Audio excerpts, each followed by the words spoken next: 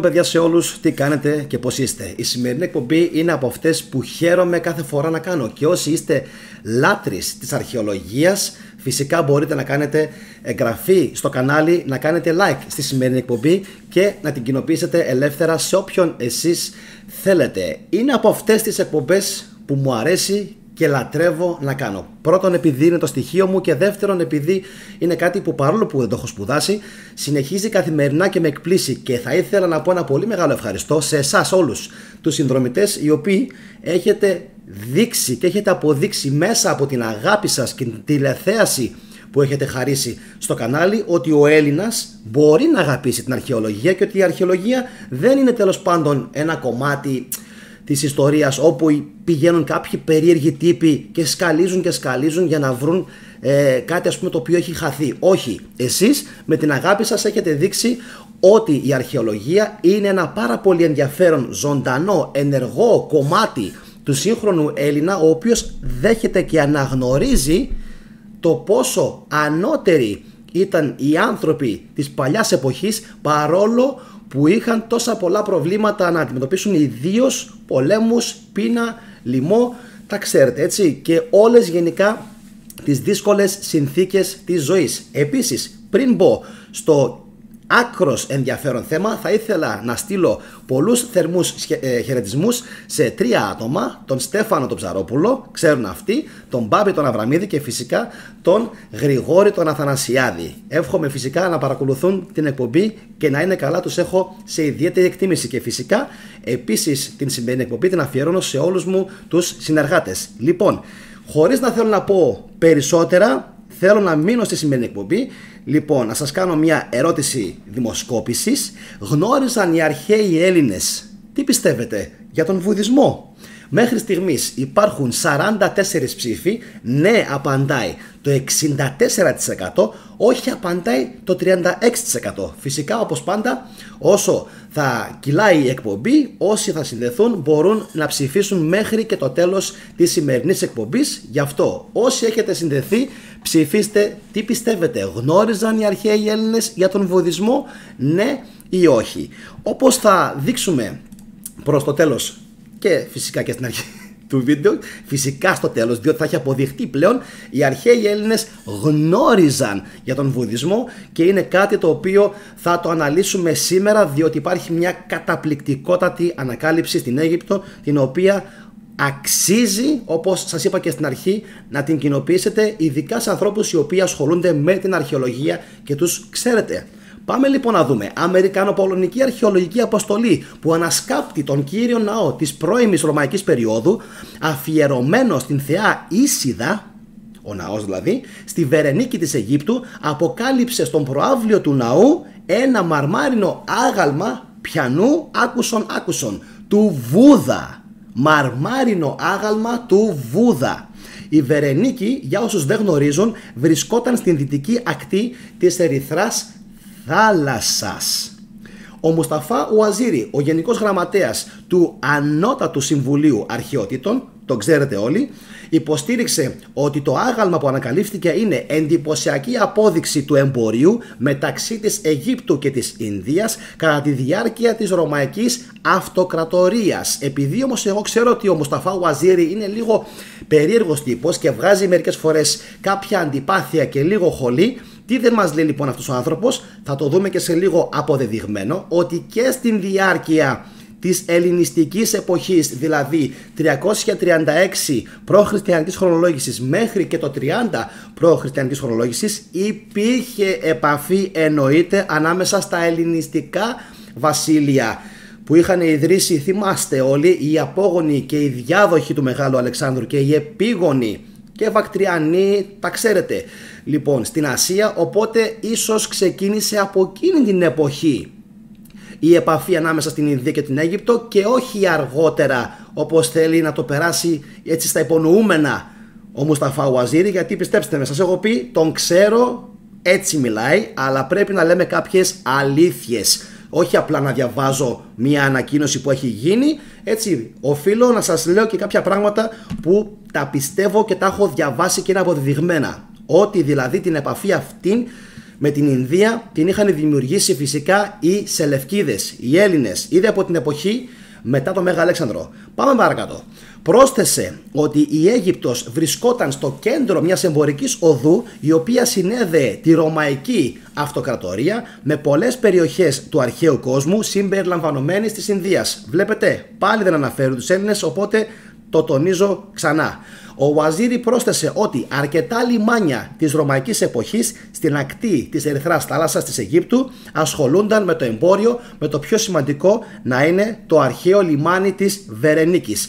Παραλείπει όμως να μας πει ποια ήταν αυτή η Βερενίκη. Για όσους δεν το γνωρίζουν, ας κάτσουν να το ψάξουν, να εξαστραβωθεί λίγο και ο ίδιος ο Ουαζίρι, να μας πει ποια ήταν αυτή η Βερενίκη και για ποιο λόγο ονομάστηκε και αυτή η πόλη με το περίφημο λιμάνι Βερενίκη. Για ποιο λόγο δεν είχε, ας πούμε, κάποιο άλλο όνομα, για παράδειγμα Τουθμώσης. Έχει πολύ μεγάλο ενδιαφέρον να το ψάξετε και φυσικά να μου το γράψετε κάτω στα σχόλια όσοι θέλετε να ασχοληθείτε με το αρχαίο λιμάνι, παύλα πόλη της Βερενίκης. Και συνεχίζω.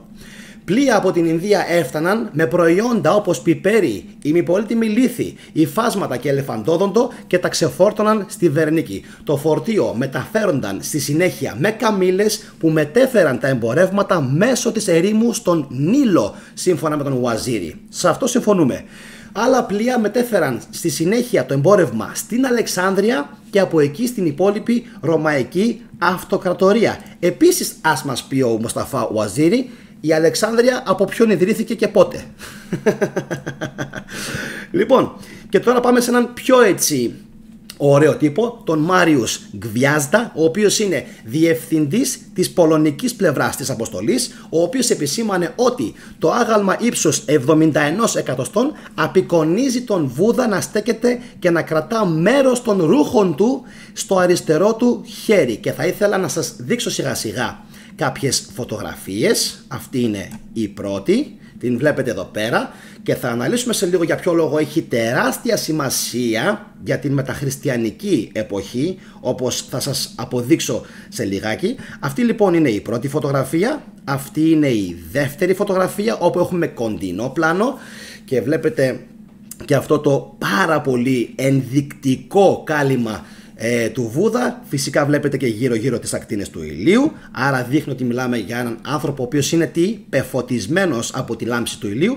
Και φυσικά εδώ βλέπουμε την τρίτη φωτογραφία από λίγο πιο κοντά. Λοιπόν, θα τα αναλύσουμε όλα σε λιγάκι, γιατί έχει πολύ μεγάλη σημασία για την εξέλιξη βασικά της τέχνης αργότερα που ακολούθησε, ποιοι αντέγραψαν ποιους. Λοιπόν, πρόσθεσε και εδώ, αν μπορούσα θα το φώναζα πάρα πολύ. Πρόσθεσε ότι ένα φωτοστέφανο με ακτίνες του ηλίου, και πιστέψτε με, αυτή η εκπομπή δεν θα ξεχαστεί εύκολα, τουλάχιστον από το δικό μου το μυαλό.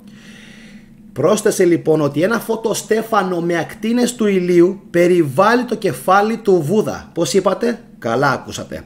Υποδεικνύοντας το λαμπερό μυαλό του μαζί με ένα λουλούδι λωτού που στέκεται δίπλα του. Λοιπόν, ας συνεχίσουμε. Ο Γκβιάζδα περιέγραψε επίσης την κατασκευή του αγάλματος ως εξαιρετική, προσθέτοντας ότι θεωρείται η καλύτερη απόδειξη του βουδισμού που έχει ανασκαφεί μέχρι σήμερα στην Αίγυπτο. Η καλύτερη απόδειξη βουδισμού που έχει ανασκαφεί μέχρι σήμερα στην Αίγυπτο.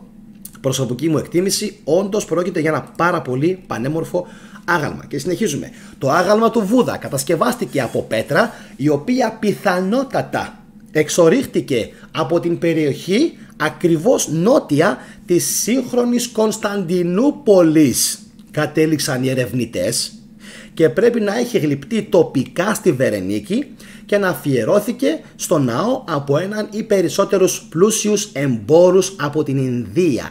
Άρα λοιπόν το υλικό της κατασκευής της προήλθε όχι από την Κωνσταντινούπολη, αλλά από το αρχαίο Βυζάντιο, γιατί εκείνη την εποχή δεν υπήρχε Κωνσταντινούπολης. Υπήρχε η αποικία του Βίζαντα από τα Μέγαρα, των Μεγαραίων, που στο Βυζάντιο. Από εκείνη λοιπόν την περιοχή είναι το υλικό, το οποίο προφανώς και σμιλεύτηκε, όπως έχουν καταλήξει οι αρχαιολόγοι, επιτόπου.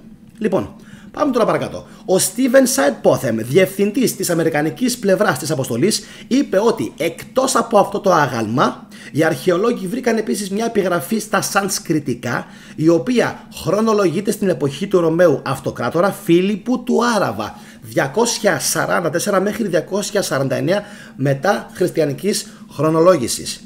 Και τώρα προσέξτε αυτό που θα σας διαβάσω. Πρόσθεσε ότι αυτή η επιγραφή φαίνεται να ανήκει σε διαφορετική, παύλα, μεταγενέστερη εποχή από αυτήν το αγάλματος του Βούδα. Και προσέξτε με, το οποίο άγαλμα του Βούδα λένε ότι χρονολογείται σε ακόμα παλαιότερη εποχή. Άρα μπορούμε να συμπεράνουμε ότι ενδεχομένως μπορεί να σμιλεύτηκε ακόμα και προ Χριστού. Θα περιμένουμε οπωσδήποτε να δούμε τι θα δείξει η ραδιοχρονολόγηση με άνθρακα. Και τώρα πάμε ίσως στο σημαντικότερο που θέλω να σας διαβάσω, αλλά δυστυχώς δεν μπόρεσα, όσο και αν έψαξα δεν μπόρεσα να την βρω την επιγραφή.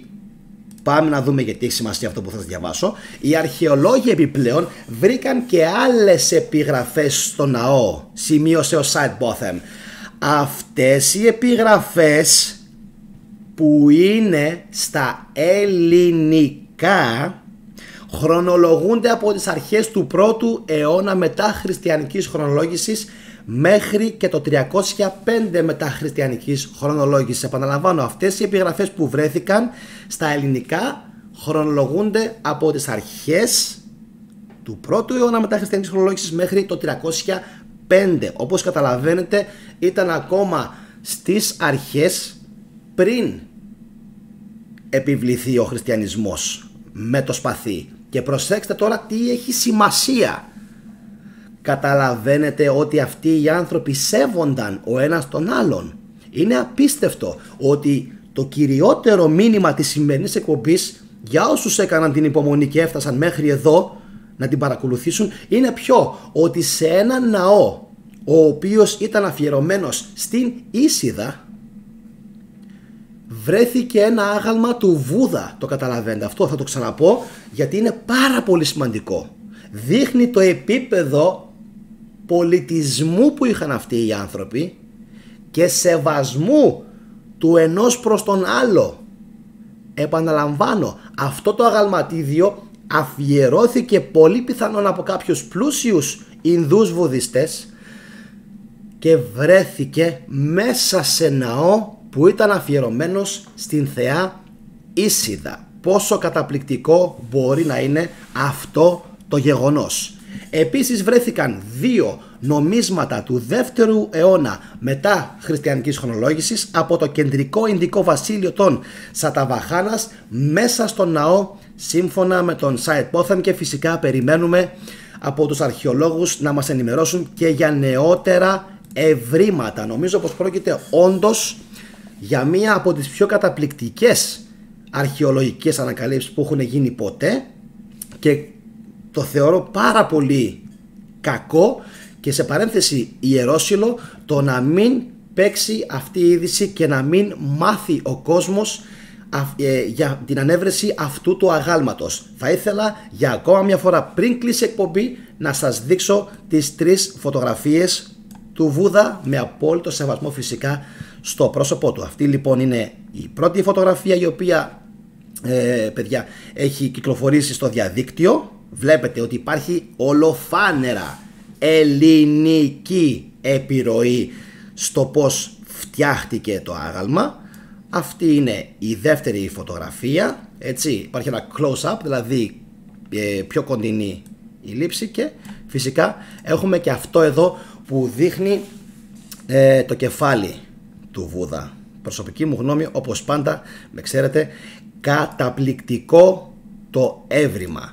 Λοιπόν, όπως σας είπα και στην αρχή, θα ήθελα φυσικά, αν και εφόσον θέλετε, να κοινοποιήσετε τη σημερινή εκπομπή, να κάνετε like για να μπορέσει να πάρει μπρος ο αλγόριθμος και να την σμπρώξει, γιατί το like σας όπως πάντα έχει αξία και μετράει και για μένα φυσικά, αλλά και για τον αλγόριθμο του YouTube, και φυσικά Όσοι θέλουν να κάνουν εγγραφή και να παρακολουθήσουν περισσότερα βίντεο, πατήστε πάνω στο μπλε hashtag που γράφει θετικός και δείτε άλλα βίντεο της θετικής ντοπαμίνης. Αυτά από μένα, εύχομαι το βίντεο να σας άρεσε, περιμένω να μου γράψετε κάτω στην περιγραφή τα σχόλιά σας και ποια είναι η γνώμη σας για αυτά τα απίθανα ευρήματα. Τα λέμε αύριο το βράδυ στις 22:30. Να είστε όλοι καλά, σας εκτιμώ πολύ. Καλό βράδυ.